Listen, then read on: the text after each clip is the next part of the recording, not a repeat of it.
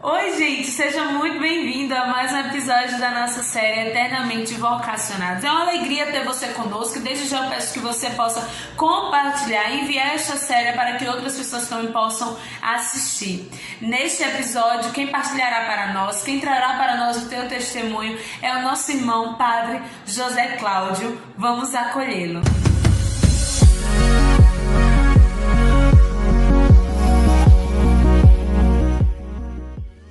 Seja muito bem-vindo, Padre José Cláudio. É uma alegria ter o senhor aqui conosco para mais um episódio da nossa série Eternamente Vocacionados. E aqui nós queremos ouvir o Senhor, ouvir o seu testemunho, ouvir a sua história de amor. Seja muito bem-vindo mais uma vez, sinta-se acolhido, se apresente, por favor.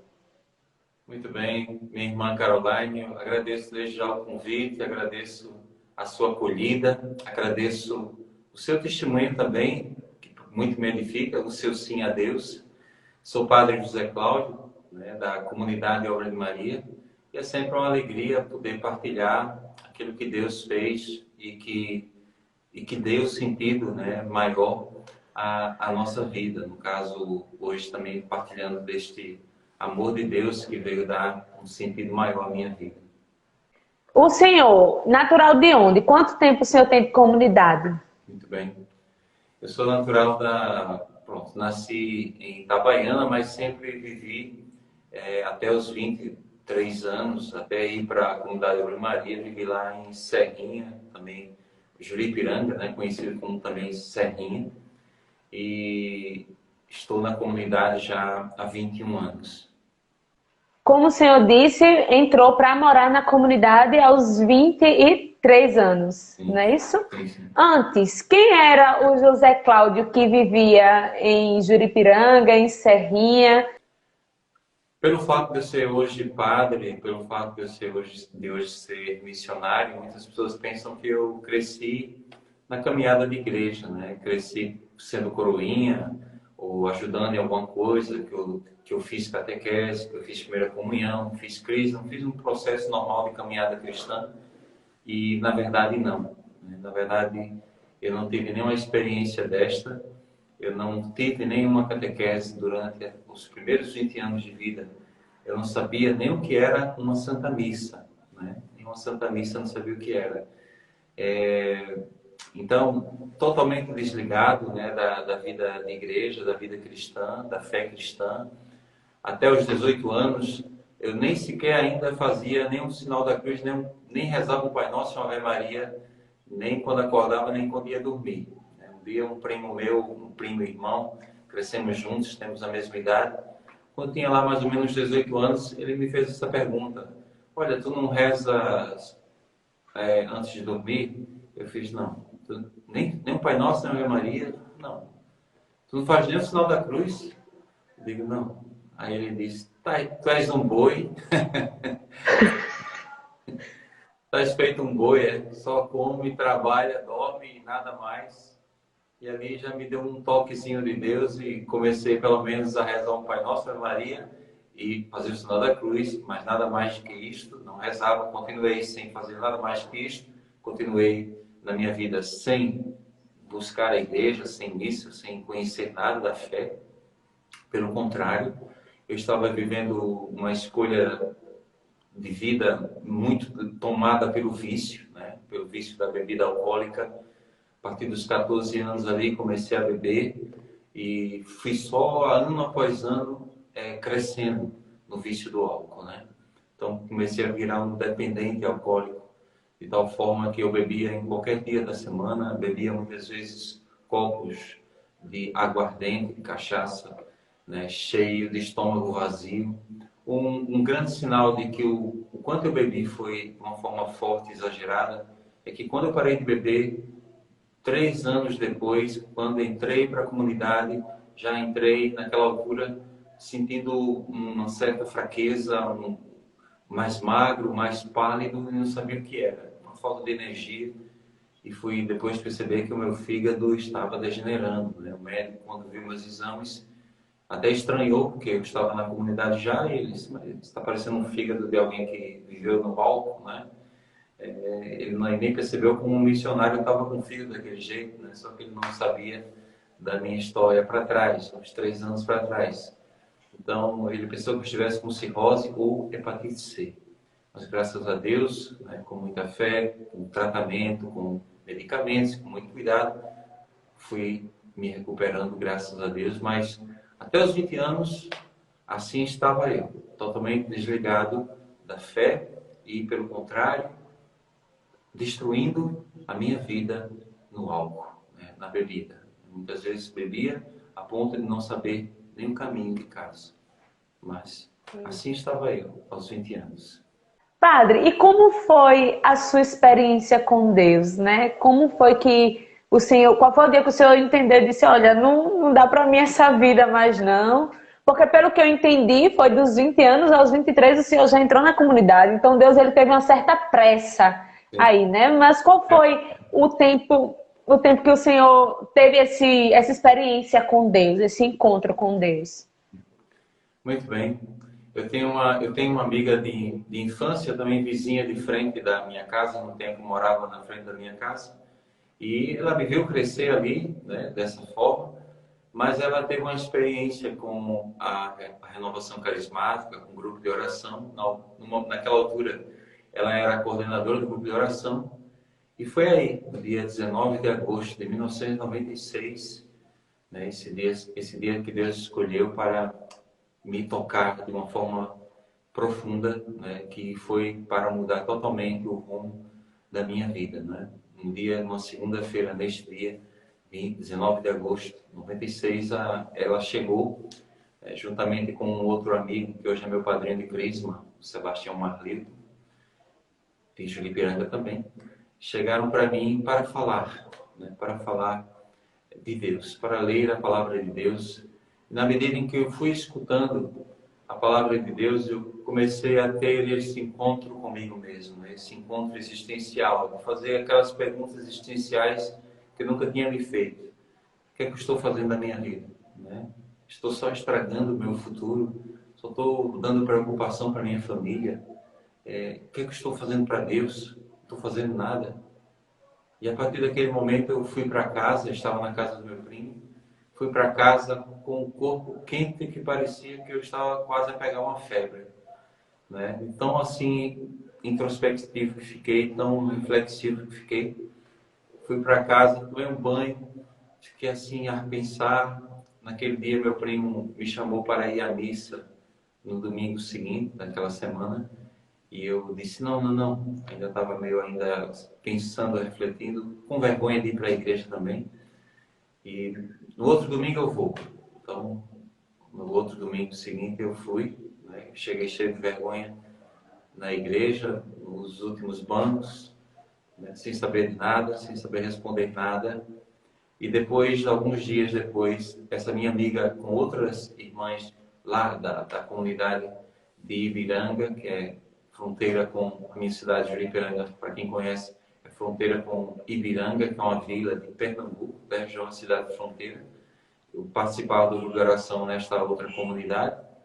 E lá, num dia de semana, após a fechada da igreja, elas rezaram por mim, pedindo uma experiência do Espírito Santo, né? Um batismo no Espírito Santo, um mergulho no Espírito Santo. E realmente ali, Deus veio me completar ainda mais, né? Depois daquele momento da palavra, que já me levou a pensar melhor a vida, a buscar a Deus. Com a experiência do Espírito Santo, aí me veio uma nova alegria, um novo ânimo, uma fé viva que eu nunca tinha experimentado na minha vida. E dali comecei, né, a minha caminhada vocacional, a minha caminhada de conversão, né? Claro que continua desde sempre e continua, né, até o fim, mas ali dei os meus primeiros passos naquela comunidade, naquele grupo de oração. Passei a ter aquele gosto por Deus, né, como nunca tinha tido na minha vida. Tive logo aquela vontade de comprar a Bíblia, uma palavra de Deus, ter a minha Bíblia. Então comecei a ler a Bíblia com aquela vontade, ia para o quintal, pegava a Bíblia. Essa minha amiga também me incentivou a aprender a tocar violão. Pronto, só acompanhar as músicas pelo menos dá para acompanhar, né? E também tudo voltado para essa dimensão da fé, né? Aprender as canções para tocar no grupo de oração, para tocar na missa, ajudar lá no Ministério de Música. Participei do grupo de intercessão, todas as missas que eu pudesse participar, que lá na paróquia não tinha um pároco ali residente naquele tempo, então só tinha 2 missas na semana, então eu não perdia mais uma missa na minha vida. Me veio aquela fome, aquele desejo de mergulhar mesmo, né, em Deus, e como uma forma agradecida pelo sentido que Ele deu à minha vida, né? Comecei a caminhar na igreja, claro, meus pais estranharam, acharam bastante, ela está ficando doido, né?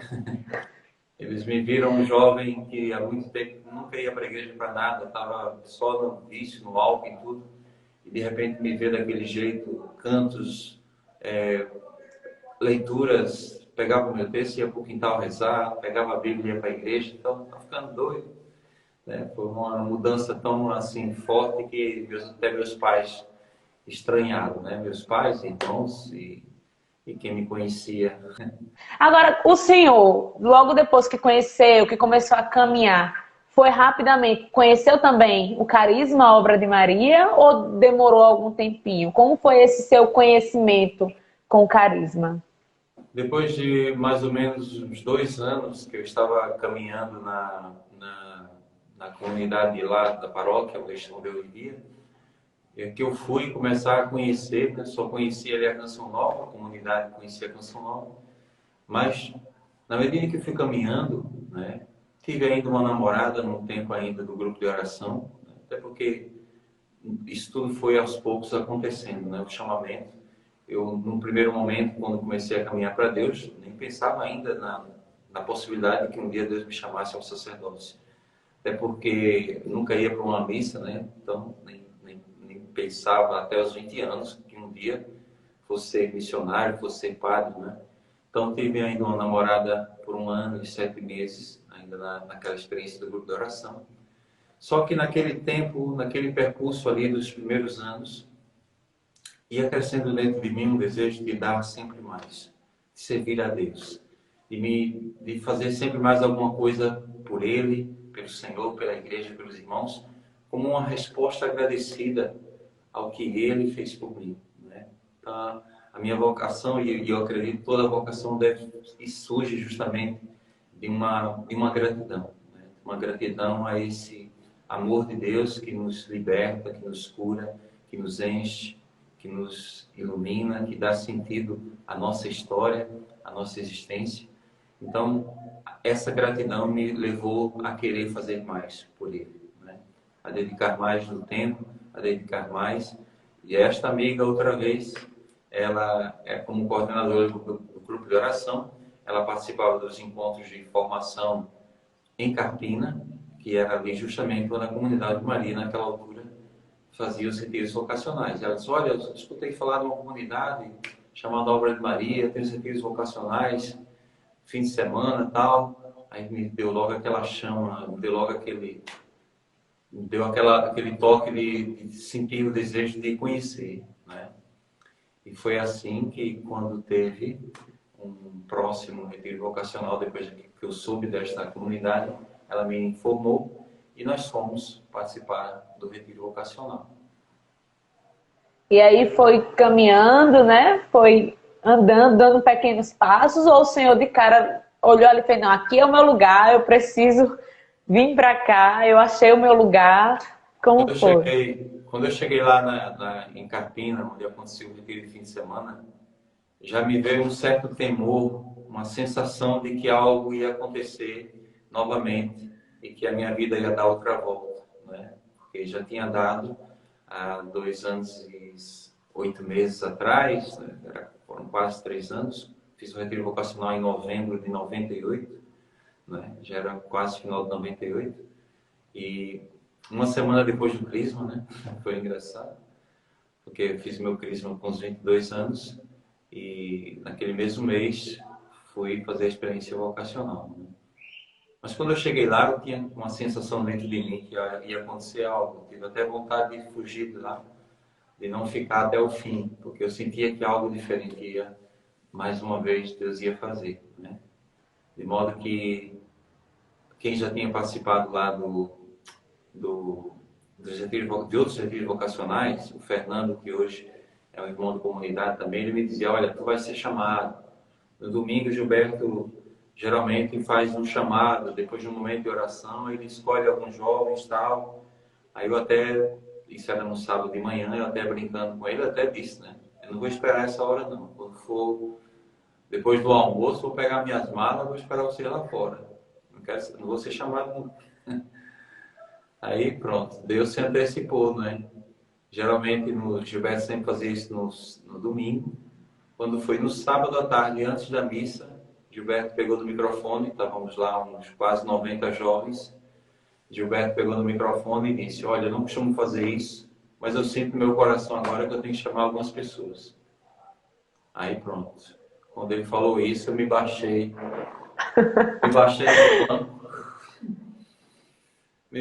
banco, baixei a cabeça para ficar escondido.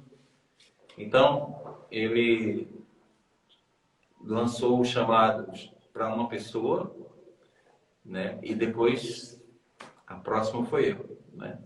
Ele disse, ei, você que está aí atrás, você que está aí com a camisa que tem uma cruz, era um tal franciscano, era do grupo de oração. Você que tem essa camisa que tem uma cruz aí? Eu sinto que Deus tem um chamado muito forte na sua vida. Aí eu olhei para trás para ver se não era outra pessoa, querendo que fosse outra pessoa naquele momento, não querendo acreditar que era eu. É você mesmo que está olhando para trás aí, que está de lado dessa menina, dessa jovem de camisa vermelha ali. Pronto, sou eu mesmo. Tem jeito não, sou eu. Ele vem aqui para frente para nós rezarmos por você. Pronto, fui, parece que não estava pisando no chão, né? Todo extasiado assim, todo assim, parecia que não estava em mim, né? De tão forte que foi a sensação, a emoção no momento. E realmente foi. De modo que, quando eu cheguei em casa, até minha mãe me estranhou. Né? Algumas pessoas que me conhecem me estranhou, disse que tinha alguma coisa diferente em mim. Eu digo, não, estou do mesmo jeito. Claro que eu cheguei muito empolgado, né? Eu gostei muito daquela experiência, daquele retiro vocacional, daquela vivência, daquele fim de semana. Eu gostei muito, queira ou não queira, fui tomado de uma alegria nova, que eu, quando cheguei, as pessoas sentiram que tinha alguma coisa estranha, né? Mas também foi, com certeza, o chamado de Deus que já deixou a sua marca, né?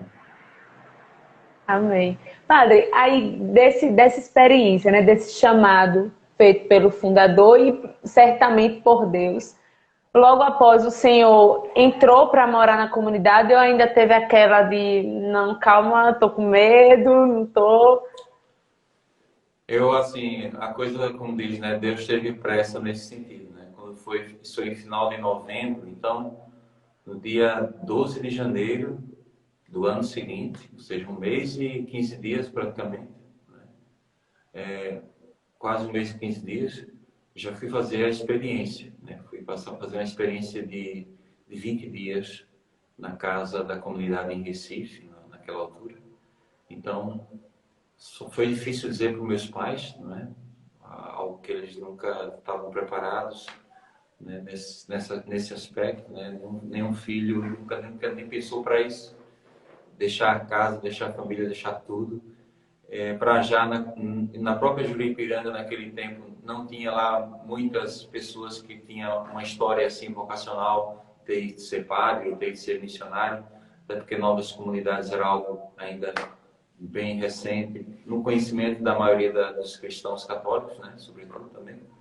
Então, foi difícil. Primeiro eu disse para minha mãe, ela ficou assim, não gostou muito. Depois passei ainda, foi quase perto de fazer a experiência que fui ter coragem de falar com meu pai. Só que minha mãe já tinha falado para ele por trás, né? Então, Já tinha... meu pai, assim, ele no primeiro momento ficou assim preocupado, um pouco assim não querendo muito. Falou com um amigo, naquele momento eu estava assim um trabalho, né? Trabalhava aqui e ali, mas estava assim um trabalho fixo. Então meu pai falou com um amigo para conseguir um trabalho na Sucan, um trabalho muito promissor. Então meu pai falou com esse amigo, de certa forma era uma maneira de, pronto, da possibilidade de eu não ir mais fazer a experiência, né? E aí meu pai disse, olha, o Mário, acho que era Mário, o Marco, na altura, olha, eu consegui um trabalho para ti e tal. Aí eu disse, aí foi quando eu disse para ele, pai, eu vou fazer uma experiência em Recife, na comunidade, assim, assim. Ele disse, mas tu vais viver de quê? Eu digo, não, quanto a isso, se preocupe não. Deus proverá, eu sei que Deus proverá.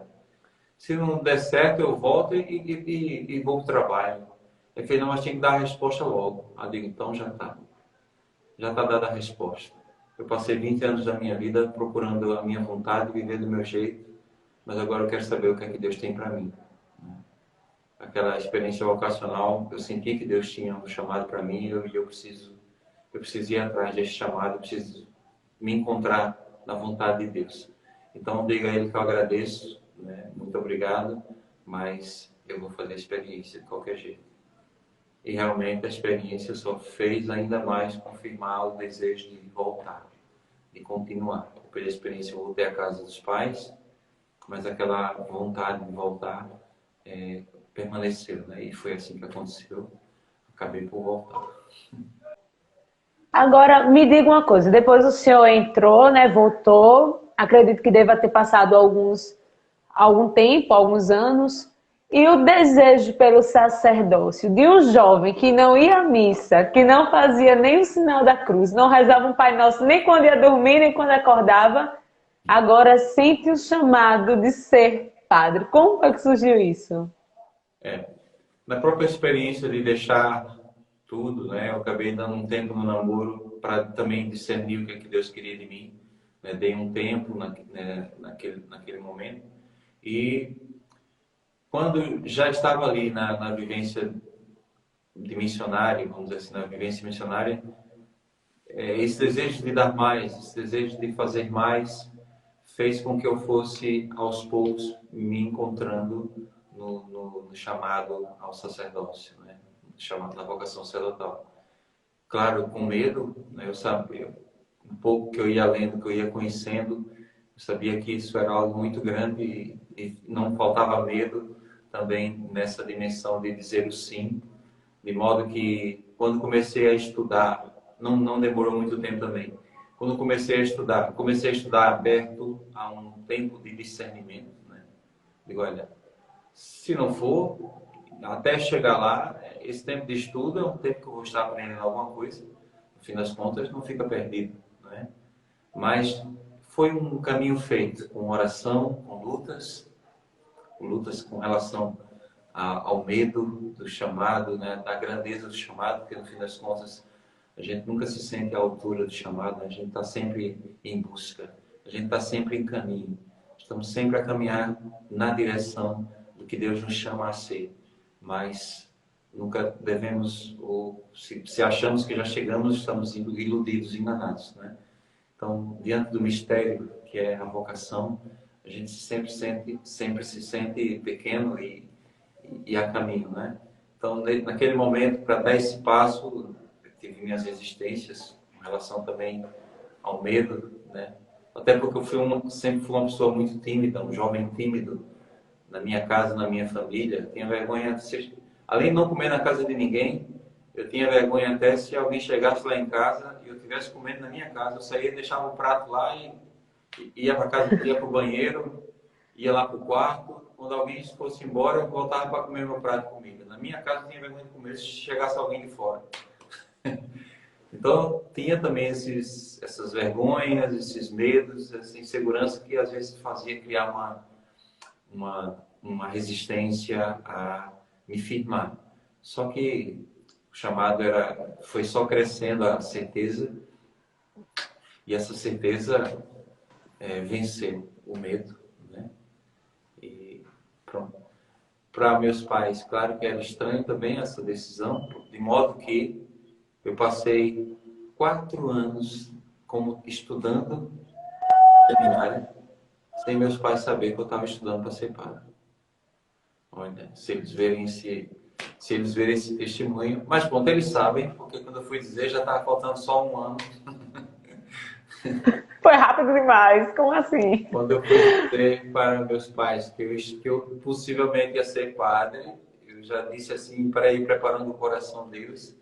Só estava faltando praticamente, eu acho que só um ano para ser padre. Tava demorando. Oxente, entrou agora no seminário, já se ordenou, como foi? Pois é. Mas, padre, o senhor tem quantos anos de sacerdócio? Sacerdócio, 15 anos. Estou caminhando agora, se Deus quiser, em dezembro para 16 anos. Mas fiz 15 anos no ano passado. Nesses 16 anos, o senhor lembra de algo que marcou a ponto do senhor ter dito: não, eu nasci para ser isso, eu nasci não apenas para ser obra de Maria, mas eu também nasci para ser sacerdote. Teve algum momento na sua história, alguma experiência dentro do de sacerdócio que lhe marcou dessa maneira? Experiências, vamos dizer assim, se fosse falar de modo geral, por exemplo, experiências que nos marcam muito enquanto sacerdote, por exemplo, é a própria experiência da confissão, né? A própria experiência da gente, das pessoas chegarem até nós e teve muitas experiências assim, ainda muito novo, 27, 28, com 28 anos, 29 anos, por exemplo, às vezes chegavam pessoas com 70 anos, quase 80 anos, por exemplo, para partilhar comigo uma dor ou uma culpa ou qualquer coisa assim que nunca tinha partilhado em toda a sua vida, né? E ao mesmo tempo a gente se sente com aquela responsabilidade, poxa, louvado seja Deus. E não sei como, mas inspirei esta confiança, né? Para dizer, a pessoa tem passado por tantas, levou um fardo uma vida inteira, né? E na experiência do sacramento, da escuta, né? Essa experiência é muito enriquecedora também, né? O bem que a gente pôde partilhar, a maneira como a pessoa sai depois que chega, né? Tem tantas histórias, tantos fatos assim que faz a gente perceber a graça que é, não é? A gente poder comunicar este perdão de Deus, esta bênção de Deus, esta cura de Deus através deste sacramento. E, claro, a graça também da Eucaristia, né? É, é uma graça que nós nunca somos capazes de compreender, né? Esse grande mistério de nós termos esta graça de Deus de trazer Ele presente no sacramento da Eucaristia, né? Eu digo que hoje participo de missa, celebro missa todos os dias, então eu posso te dizer brincando que foi o meu castigo, né? Passei 20 anos sem querer saber de missa, agora é missa todos os dias, mas eu amo esse castigo, né? Não sei viver sem ele, uma maneira brincando de falar, uma maneira de falar brincando. A diferença de hoje, como o padre tem uma missa todos os dias, às vezes muito mais do que uma missa, né? Mas, assim, a graça da Eucaristia também é um mistério que a gente parece para contemplar, se a gente para contemplar, a gente sempre vai se ver tão pequeno diante do mistério. Meu Deus, como é possível, né? É uma graça muito grande confiada ao ser humano, ao homem, né? Como todo homem limitado, pecador, mas que graça poder, né, trazer Jesus à Eucaristia, trazer o sacramento da Eucaristia, fazer esse sacramento se tornar presente para o povo de Deus, não é? Mas assim, só se fosse resumidamente, teve um acontecimento que para mim foi algo muito marcante, né? Uma viagem de avião de 1 hora entre Palmas e Brasília, estava indo lá para um retiro de carnaval, e quando eu sento no primeiro banco da frente, tinha lá uma jovem de 24 anos, mas que parecia ter 34, parecia estar 10 anos mais velha, né? Porque era uma jovem que estava muito revoltada com Deus, muito fechada a Deus, uma jovem que disse que há 9 anos que nunca mais tinha rezado, uma jovem que, ao contrário de mim, cresceu na igreja, foi coroinha, fez o crisma, muito devota de Nossa Senhora de Fátima, mas já estava 9 anos, 9 meses sem rezar. E quando eu cheguei, ela já foi perguntando para mim com ironia se eu era padre, estava de colégio. E ela, você é padre? Sou. Ela, sou herege, né? Sou herege, tipo, nego minha fé, não acredito mais, né? E eu também não fiz cara de espanto, né? Mas aí, aos poucos, ela foi se abrindo, foi conversando e foi falando de tudo que lhe aconteceu, que fez ela se revoltar, né? Colocar a culpa em Deus, até o ponto de dizer que além não pedir mais ajuda de Deus, ela ainda chegou a pedir ajuda do diabo. E aí, mas eu percebi que na conversa que também tinha lá um sentimento de culpa até de ter feito isso, sabe? Ela fez, eu acho que não tem perdão não, né? Eu pedi ajuda do diabo, não sei o quê, eu digo, claro que tem perdão. E dali comecei a falar do amor de Deus e o quanto Deus amava e que é normal se decepcionar também com Deus, porque às vezes nós temos expectativas na nossa limitação de entender as coisas, pensamos de uma forma e temos expectativas de uma forma que às vezes não é aquela que Deus também veio corresponder, né? Os apóstolos se decepcionaram com Jesus. Eu falava esses exemplos para ele, né? Jesus, numa das traduções lá no Monte das Oliveiras, ele diz: todos vocês se decepcionarão comigo, né? Então, e realmente, porque eles tinham uma outra expectativa de Messias e se decepcionaram com Jesus, né? Depois eles perceberam que Jesus era muito mais do que aquilo que eles esperavam, né? E quando conheceram realmente o amor de Deus manifestado em Jesus no mistério de sua paixão, morte e ressurreição, eles compreenderam que Jesus é muito melhor do que toda a ideia e expectativa que eles tinham de Jesus, né? De modo que eles, quando compreenderam isso, não fizeram outra coisa que não anunciar e dar a vida, né? Por amor a Ele, para torná-lo conhecido e amado. Mas eu dizia para ela, os apóstolos também se decepcionaram com Deus, né? Também não fiz cara de espanto, nem de julgamento, nem de condenação, por ela se dizer herege, ou por dizer que não rezava mais, né? Mas eu fui falando do amor de Deus e que Deus a perdoava e Deus a amava. E eu percebi aquele rosto mudar de uma forma que parecia uma transfiguração, sabe? Eu achei impressionante, porque, pronto, eu já via logo os olhos dela brilhar. Eu ofereci meu texto. Ela perguntou se estava abençoado, já para o fim da conversa. Ela perguntou se o texto estava abençoado. Eu achei engraçado. Eu cá comigo pensando. Digo, para quem disse que é herege, está se preocupando se o texto está abençoado, então já está tendo um pouco de fé por aqui. Então, assim, foi uma experiência fantástica, de uma hora só, mas que eu pude ver uma transfiguração, sabe? Porque ela disse, olha, eu não vou me esquecer de você, ela disse. Eu disse, eu lhe digo que Jesus também lhe disse, que ele nunca esqueceu e nunca vai esquecer você. E ela veio umas lágrimas a descer dos olhos, e eu verdadeiramente disse de todo o coração, eu disse, olha, é incrível isso. Já no final, perto já de aterrissar o avião, eu digo, é incrível isso. Você agora está parecendo uma jovem, a jovem que você é. Agora eu estou vendo. E quando eu cheguei aqui, se tivesse me perguntado a idade, ia ficar até com vergonha. Eu mesmo ia ficar com vergonha, porque eu dizia que você tinha mais de 30 anos. Por quê? A ausência de fé, a ausência de esperança, a revolta, o coração amargurado acabou envelhecendo aquela jovem mais do que ela podia imaginar. E quando eu vi a fé voltar, eu vi o seu rosto como que rejuvenescer e brilhar novamente, né? Então, assim, tem muitas experiências, mas essa foi muito forte também, porque numa viagem de uma hora, né, com uma pessoa que pronto, puxou conversa para o negativo, e depois, no fim das contas, eu vejo a fé voltar ao coração, e aquilo foi fantástico, né? E pronto, e Deus vai sempre surpreendendo, né? Porque às vezes quando a gente pensa que não tem nada para dar, a gente se sente mais vazio, sem nada. Às vezes Deus surpreende, uma pessoa diz, olha, aquela palavra me tocou. E às vezes a gente nem lembra ter dito aquela palavra, né? Mas ela entrou do jeito que ela precisava ouvir, pronto. Deus age das suas maneiras, né? Das suas formas.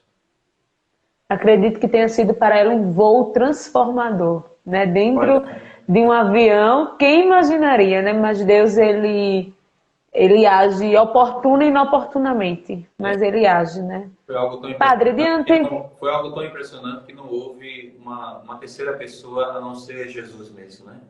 Porque era o banco da frente e tinha uma vaga do meio. Ninguém chegou para sentar naquela vaga do meio, né? Ou seja, ficou só eu e ela. Se tivesse uma outra pessoa ali, possivelmente ela não teria a vontade para estar conversando ali ao lado, com outra pessoa à frente. Sim. Então, assim, foi algo preparado mesmo pelo Senhor. Padre, e nesses anos todos de comunidade, né, no geral, o Senhor, olhando para trás, olhando para tudo aquilo que o Senhor já viveu, aquilo que Deus fez na sua vida, se o Senhor tivesse a oportunidade hoje de voltar para aquele jovem lá que se encontrou com Jesus aos 20 anos de idade, o Senhor daria alguma resposta diferente a Deus? O Senhor mudaria a sua resposta diante do chamado de Deus? Eu agradeço a Deus por Ele ter me dado a graça de abrir meu coração, né? Porque eu poderia também não ter aberto o coração, né? De uma forma que, como já estava fechado há 20 anos, eu também, na minha liberdade, eu poderia ter dito, olha, desculpa, mas não quero saber disso não, né? Agradeço sua consideração, seu tempo dedicado, mas eu não quero saber de reza, de igreja, não quero saber de nada disso. Então eu louvo a Deus porque Ele me deu a graça, porque tudo é graça mesmo. Ele me deu a graça de eu abrir o coração naquele dia, de me deixar tocar, me deixar interpelar pela sua palavra, né, que realmente fez eu amar tudo aquilo que eu não estava sabendo amar, a começar por mim mesmo, né? Uma vez que eu estava destruindo a minha vida no vício, no álcool, eu não estava me amando, né? Então o amor de Deus por mim me fez perceber que, poxa, mesmo assim, com todo esse tempo que eu passei distante dele, ele nunca deixou de me amar. Então conhecer o amor dele me fez me amar mais, me valorizar mais, né? Me fez amar mais a minha família, os meus irmãos, meus pais, a igreja, e tudo aquilo que eu não sabia amar, passei a ter mais amor, né? A cultivar mais amor. Então, com certeza, eu não teria nada diferente, senão agradeço mesmo a Deus por ter tido a graça de escutar a sua palavra. E o Senhor é feliz, Padre? Com certeza, não imagino, não me imagino de outro jeito, não me imagino de outra forma, não me imagino em outro lugar, né? Sou muito agradecido a Deus pela oportunidade que tive e que tenho de conhecê-lo mais através do carisma da Obra de Maria, através, né, da missão para onde Deus nos envia, onde Deus nos planta, né? Então, são todos momentos de graça, né? Ou seja, claro que momentos difíceis nunca falta nenhuma vida, a nenhuma vocação, né? Não existe vocação sem renúncia, sem sacrifícios, seja qual for, solteiro, casado, sacerdote, religioso, todas as vocações, todas as escolhas têm suas renúncias próprias, seus sacrifícios próprios, mas também têm suas graças próprias também, não é? Então, louvo a Deus pelas graças também. E se o Senhor tivesse algo para dizer para os jovens que nos assistem agora, que se sentem chamados por Deus, mas têm medo, têm ainda aquela resistência, o que é que o Senhor diria para eles? Olha, é a palavra que Jesus sempre diz primeiramente para todos nós, né? Não tenhais medo, como nos repete Jesus muitas vezes. E como diz o Evangelho, né, do Reino dos Céus, é como alguém que encontrou um tesouro no campo e vendeu tudo que tinha para ficar com aquele tesouro, né? Como aquele que colecionava pérolas, negociava pérolas, encontrou uma de grande valor, deixou tudo que tinha para ter aquela pérola, né? Ou seja, encontrar Jesus, né, é encontrar mais sentido na vida, né? É encontrar um amor, é encontrar alguém que realmente nos ama, nos compreende, nos acolhe e nos ajuda a levar-nos ao melhor de nós, né? O seguir Jesus não nos tira nada, mas nos acrescenta, como dizia o Papa São João Paulo II, né? Jovens, não tenhais medo de abrir de par em par as portas a Cristo, porque Ele não tira nada e dá tudo, né? E claro, e se Ele tira, se Ele nos ajuda a tirar, é algo que realmente nós estávamos precisando para termos verdadeiramente vida, para termos verdadeiramente alegria, para termos verdadeira liberdade, né? Então Ele dá tudo que faz a vida ser verdadeiramente bela, grande e feliz, né?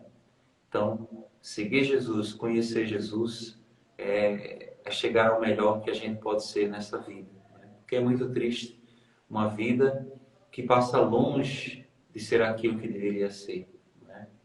É muito triste. Por exemplo, eu comparo, por exemplo, ver uma casa que não chegou ao seu fim, uma casa que está lá abandonada, que ficou sem portas, que cresceu a grama, que depois ali entram pessoas, sujam e fazem de tudo. Ou seja, uma casa inacabada é muito triste. E assim também uma vida que não floresce, que não chega àquilo que deveria ser, é muito triste de se ver, né? E com Jesus a gente tem a possibilidade muito de chegar ao melhor que a gente pode ser com a ajuda dele na nossa vida. Então, seguir Jesus, a gente só ganha, né? O que perde é muito pouco em comparação àquilo que a gente ganha com Jesus. Por isso a ênfase do Evangelho não é naquilo que ele vendeu e deixou para trás, mas na alegria que estava no seu coração por aquilo que ele encontrou. E que encontrou Jesus, encontrou esse tesouro que enriquece muito a nossa vida. Amém. Padre, eu quero agradecer ao Senhor pela sua disponibilidade, pelo seu testemunho, né? Passa rápido demais as horas, o tempo, mas é uma alegria para nós poder ter ouvido o seu testemunho, ouvido daquilo que o Senhor fez na sua vida. E eu tenho certeza que vai alcançar muitos jovens, assim como me alcança, né, o seu testemunho. Muito obrigada mesmo. Que Deus ele lhe abençoe e torne o seu ministério cada vez mais fecundo. Foi uma imensa alegria, Carol, né? Foi uma imensa alegria poder partilhar, porque também a partilha faz com que a gente recorde, traga a memória, e isso também ajuda-nos a renovar, né? A renovar também e relembrar aquilo que Deus já fez na nossa vida, na nossa história. Agradeço essa oportunidade e desejo verdadeiramente que os jovens possam escutar esse testemunho, possam também não ter medo de dizer o seu sim a Deus. Cristo te chama, jovem, não tenha medo, né? Não tenha medo, Ele te chama. Obrigado também, Carol, pelo seu sim, pela sua juventude entregue, consagrada, com alegria, com entusiasmo, como você tão bem transmite. Obrigado também pelo seu sim a Deus, que me fez ser seu irmão. Amém. Muito obrigada você que participou conosco, que assistiu esse testemunho até o final, que foi alcançado pela graça de Deus. Nós pedimos que você possa compartilhar, enviar esse testemunho para outros amigos e ficar ligado na nossa série. Cada semana teremos de 1 a 2 episódios e você é o nosso convidado especial. Deus te abençoe. Até a próxima.